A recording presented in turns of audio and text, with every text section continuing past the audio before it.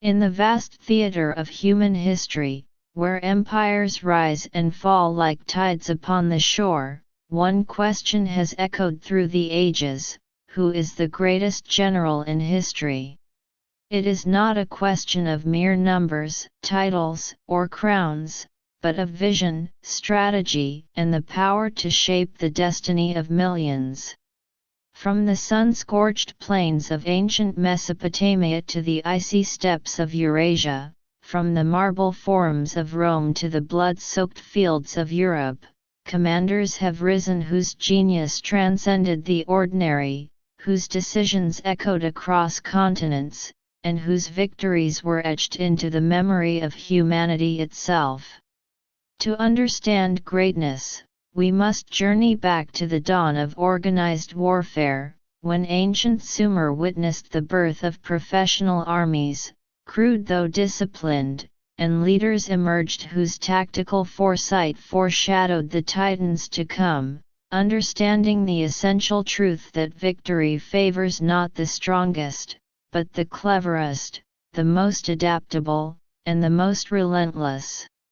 In Macedonia, one figure rose to legendary stature: Alexander, born in 356 BCE, tutored by Aristotle, yet forged by the art of war. By 20 he inherited a kingdom surrounded by hostile powers, and by 30 had conquered the known world, from Greek city-states to Egypt and across Persia to India, using phalanx formations coupled with cavalry maneuvers, swift sieges, and audacity to strike where none expected, reshaping the map of the ancient world and spreading Hellenistic culture across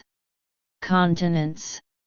Across the Alps, Hannibal Barca, the Carthaginian master, marched elephants over icy mountain passes, executing a double envelopment at Cannae that annihilated the Roman legions and proved that genius lies not in numbers, but in manipulating space, time, and human psychology. Rome itself produced Julius Caesar, who conquered Gaul with strategy, propaganda, and psychological warfare, and by crossing the Rubicon in 49 BCE set into motion a civil war that ended the Republic and established imperial dominion, demonstrating that battlefield brilliance must be matched with political vision. Centuries later, the steppes of Mongolia trembled beneath Genghis Khan, who united nomadic tribes into an empire stretching from the Pacific to the Caspian, wielding speed, mobility, intelligence, and fear as weapons to reshape entire civilizations.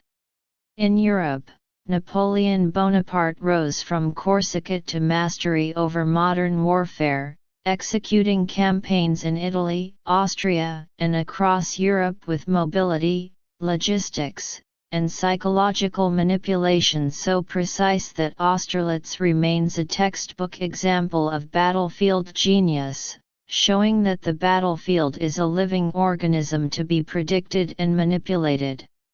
What makes a general truly the greatest is not the tally of victories or the lands conquered, but the enduring influence left on the art of war, the ability to force civilizations to adapt, and to see patterns in chaos.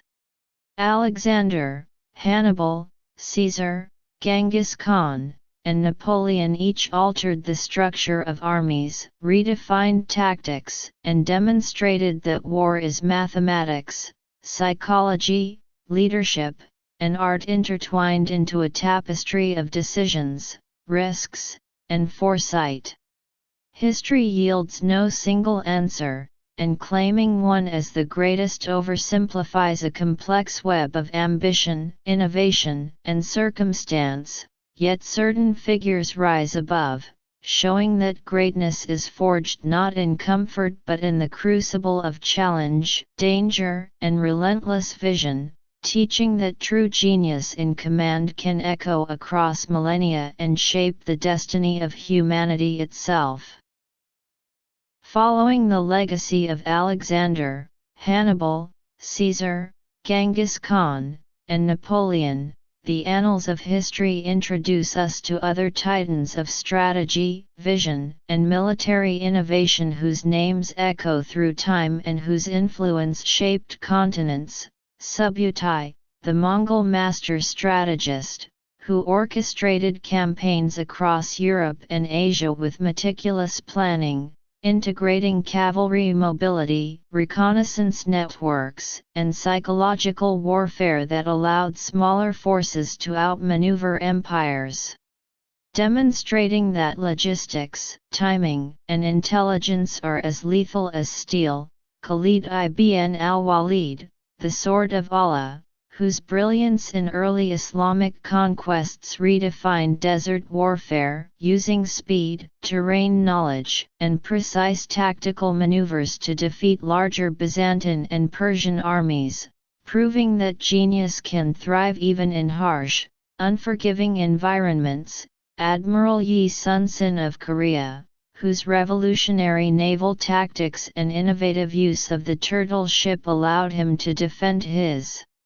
homeland against overwhelming Japanese forces during the Imjin War, exemplifying that leadership, foresight, and adaptability in command can turn despair into triumph. And Erwin Rommel, the Desert Fox, whose tactical acumen during World War II in North Africa displayed a mastery of maneuver warfare, deception, and rapid exploitation of enemy weaknesses, reminding us that modern warfare, though mechanized, still reveres the timeless principles of observation, adaptation, and audacity.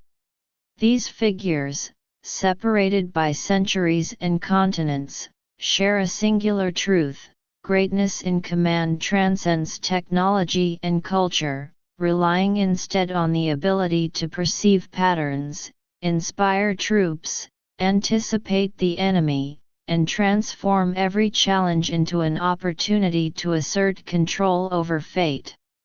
Throughout history, battles were not merely clashes of arms, but contests of intellect, timing, and nerve, and the greatest generals were those who combined the clarity of vision with the courage to act decisively under uncertainty, bending circumstances to their will and leaving indelible marks on the civilizations they touched. As we trace the thread from ancient empires to modern wars, we see that the hallmarks of supreme command, strategic foresight, logistical mastery, psychological insight, and adaptive brilliance remain constant, echoing the lessons of Alexander, Hannibal, Caesar, Genghis Khan, Napoleon, and their successors, reminding us that the art of war is both timeless and human, a measure not merely of victory, but of genius, leadership, and the power to shape the course of history, proving that the greatest general is not merely the one who conquers, but the one whose vision and action forever alter the destiny of nations. As the world surged into the modern era, the art of war transformed with technology, yet the essence of genius in command remained unchanged, exemplified by leaders such as Dwight D. Eisenhower, whose orchestration of the Allied invasion of Normandy demonstrated unparalleled strategic vision, coordinating multiple nations, logistics, and intelligence to strike a decisive blow against Nazi Germany. Georgy Zhukov, whose leadership on the Eastern Front during World War II turned the tide against